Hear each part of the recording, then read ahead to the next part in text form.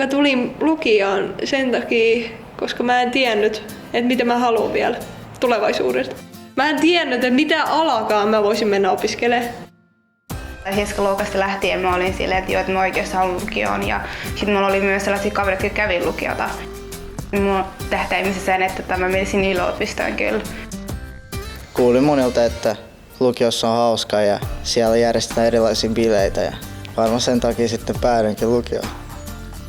Opettajat kertoi siitä, että mitä lukio on ja että pitää nähdä vaivaa ja tehdä hommia ja sitten siellä pärjää. Sellaisen kuvan mä sain. Mitä mä olin kaikkia kuullut lukiosta oli vaan silleen, että opittunnit on niinku pidempiä, jotain 75 minuuttia ja sitten läksyjä tulee ja shokki kyllä silleen, että oi ei. Se mitä mulla on kerrottu lukiosta, pari asiaa oli totta sitten tulevaisuudessa. Että täällä on paljon hyvännäköisiä muijia ja täällä pitää opiskella. Me oltiin peruskoulussa. Se oli pieni koulu, se oli tosi pieni, meitä oli joku 400. Mulla ei ollut siellä kavereita yhtään.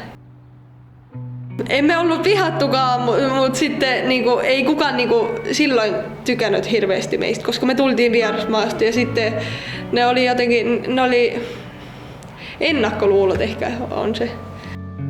Mua pelotti tulla lukioon, koska mä olin asunut 3 vuotta Turussa. Kaikki muukin kuin koulu muuttui. Se ympäristö, uudet ihmiset. Mulla ei ollut täällä hirveästi kavereita. Mä en tuntenut täältä koulusta ketään. Mä muistan eka päivä oli aivan kamala. Mä seison vaan tuolla auditoriossa. Sitten mä olin siellä yhtäkkiä vaan, että no niin, minä pieni isossa maidossa. Mitä mä teen täällä? Se oli joku tutustumispäivä. Sitten yksi tuutori sanoi, että tuu istuu, niin mä autan sua tekemään niitä kurssivalintoja ja kaikkea, mitä täällä tapahtuu ja mihin linjaa voi hakea. Sitten mä vaan niinku ihmettelin, että mitä? Mitkä linjat? Et mä en ollut kuullut niistä yhtään mitään. Mä tiesin, että on olemassa niinku urheilulukiot erikseen, musiikkilukiot ja kaikkea just, mutta mä en tiennyt, että on olemassa mitään linjoja. Sitten se tuutor oli niin ystävällinen ja kertoi mulle siitä ja sitten mä olin tosi onnellinen, että pääsin sinne liikuntalinjalle. Mun mielestä se on ollut tosi hauskaa, että jotain muuta, jotain vaihtelua vielä niin kuin koulun lisäksi. Eka vuosi sujui yllättävän nopeasti. Oli tosi innostunut ja sen jälkeen mä muistan, että ne numerot alkoi tippua. Sitten ei ollut vaan sitä pelkkää kertausta, että piti tehdä oikeasti niin kuin ne läksyt aina ajallaan. Ja piti oikeasti lukea niihin kokeisiin. Toka vuosi oli vaikeampi jo. Eka vuosi melkein oikeasti vaan sellaista 9-luokkaan kertausta enimmäkseen. Mutta sitten kun aina mennään eteenpäin, niin sit se on vaan sillä, että pitää enemmän syventyä niitä asioihin ja kaikkea tälleen. Että melkein jokaisessa niin kokeessa oli selitekäsitte kaikkea tälleen. Niin no kattoo silleen, että mä en koskaan edes kuullut tällaisia. Sitten kun opet selittää, niin mä oon sillä, kyllä mä oon jotain niin niistä ihan tuttuja sanoja tää on. Mutta silleen, että tossa mä en yhtään niin tiennyt sitä. Lukion alus suomen kieli oli vaikea, mutta sitten loppujen lopuksi kyllä ei se sanasto kiinni, että kyllä sitten jotenkin ne termit on kaikille vaikeita muutenkin. Pitää vaan olla rohkea ja kysyä silloin, kun tuntuu, että tarvitsee apua. Vaikeinta mun mielestä olisi varmaan se, että ajankäyttö. Et 8 kouluun sit pitkät päivät sille niin 4 asti ja sitten sen jälkeen, että on tullut sikapainen läksyä, sitten menet kotiin tekemään niitä läksyjä, sitten se on silleen, että miettii siellä, okei, missä vaiheessa mä näen mun kavereita ja kaikkea tälleen. Mutta nyt mä oon oikeasti oppinut sen, että koko viikko mä aina teen suunnitelman, että miten mä teen minäkin päivänä. Nyt tajuu se, että millaista on oikeasti olla vähän aikuinen ja kaikkea tälleen, että se ei ole enää sellaista että mä teen milloin mua huvittaa ja kaikkea sellaista.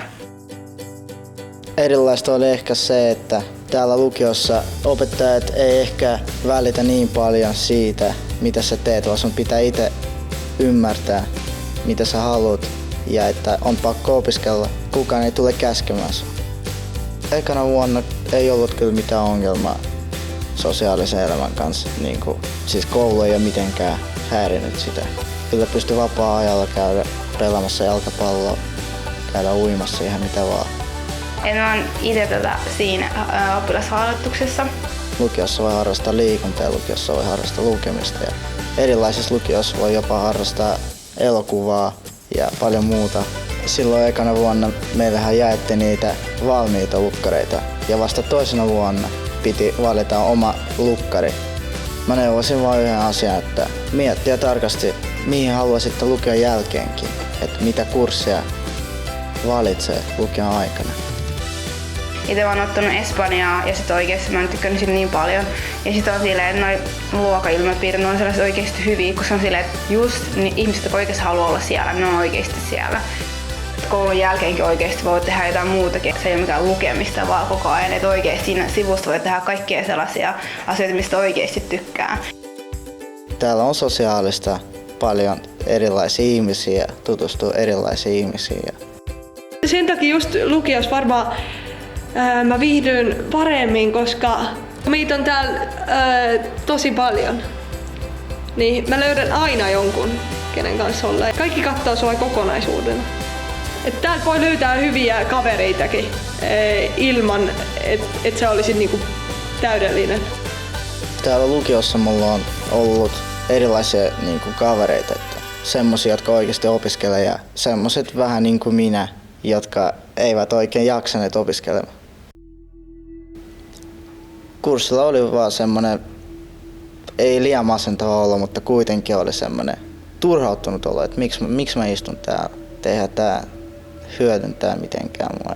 Ja aika menee turhaan ja herätä pitää aamuisin. Tuntui siltä, että nyt voisi tienaa vähän rahaa ja ostaa erilaisia juttuja ja uusia vaatteita.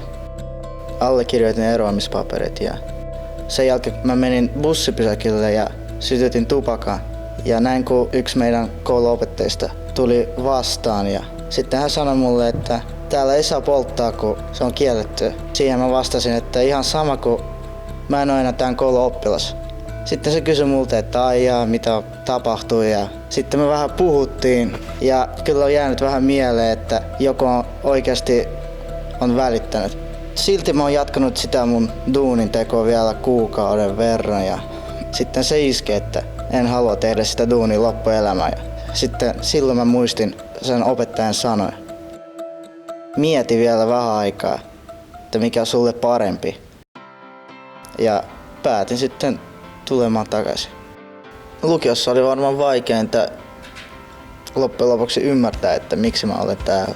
Miksi mä olen täällä, jos mä en halua opiskella. Ymmärsin sen vasta sen jälkeen, kun allekirjoitin eroamispaperit. Ja kyllähän se on kiva, kun on tilillä rahaa, mutta jos tekee paska duunia, niin ei sitä oikeastaan jaksaisi loppuelämään tehdä. Ja 9. luokan jälkeen on erittäin pieni mahdollisuus saada jotain hyvää työtä, josta sais hyvin rahaa.